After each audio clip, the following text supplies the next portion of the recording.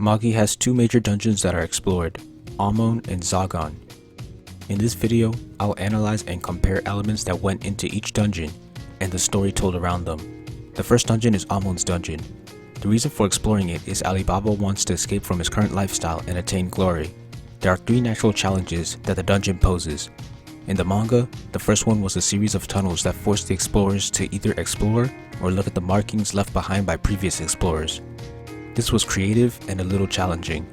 The next challenge were dungeon monsters that were slimes. These monsters were strong enough to force Aladdin to summon Ugo and use fire magic. The last challenge was a spike trap in the manga and a fire one in the anime. Both required a person to read the writing in the Toran language, which held the secrets to getting past it alive. The arc took great advantage of this by making Alibaba read it incorrectly, allowing him to fake his death and create a plot twist later. The next element I'll analyze is the competition. Jamil, Morgiana, and Goltas are intimidating and threatening antagonists. Jamil initially orders Goltas to attack Alibaba, but forces the protagonist to work together under him. They are barely able to escape his gaze after Alibaba fakes his death. And finally, in the treasure room, Morgiana almost kills the protagonists. The next element is character development. All three of the antagonists have some kind of flashback that gives insight into their character. At the end of the arc, Goltas develops as a person when he tells Morgiana to be free, triggering a change in her as well.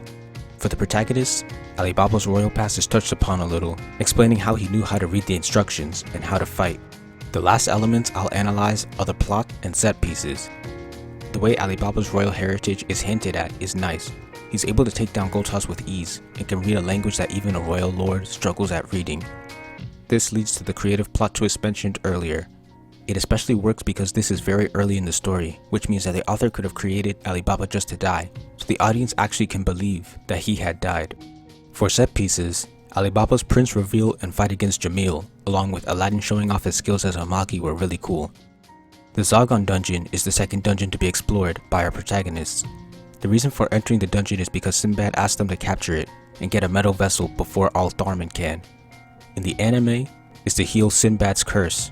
When they reach the island, the goal of saving the little girl's parents is added.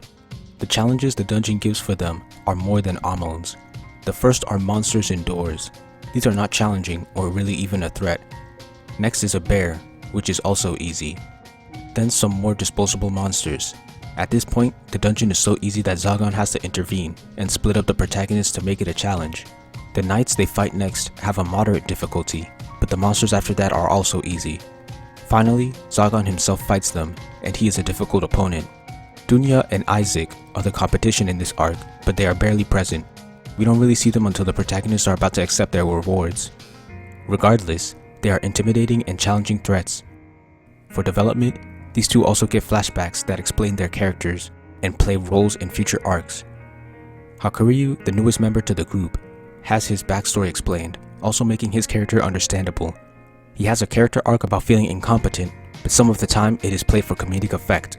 But at least his arc is resolved with an honest and serious moment. This arc also has plot and set pieces.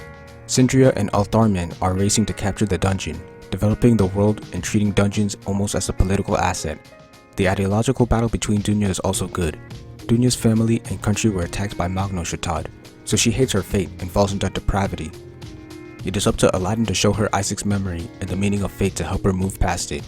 After Isaac asks her to find happiness, she is pacified. Hakuryu is also deemed worthy of Zagan, which makes a nice resolution for his character arc.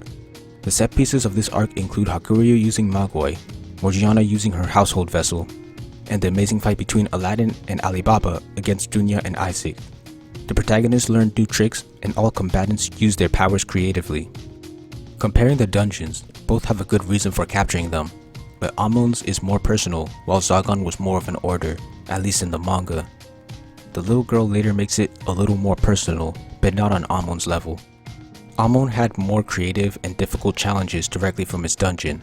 Zagan's challenges were mostly easy for the main group, so much that Zagan had to interfere.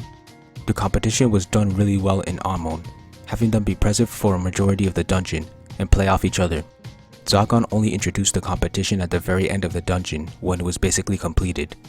Both competitors were well-developed characters, but Zagan had an ideological battle and a much better final fight. Both dungeons had character arcs, Morgiana's and Hakuryu's respectively. Morgiana's was done better, and it was taken very seriously. Hakuryu's insecurities were sometimes played for laughs, but at least were resolved well. Zagan had better set pieces and cool scenes compared to Amon, but this is partially due to the fact that it takes place later in the story, where the power system has been more fleshed out. Overall, Amon was a much better dungeon than Zagan, but the latter had more flash and flair than the former.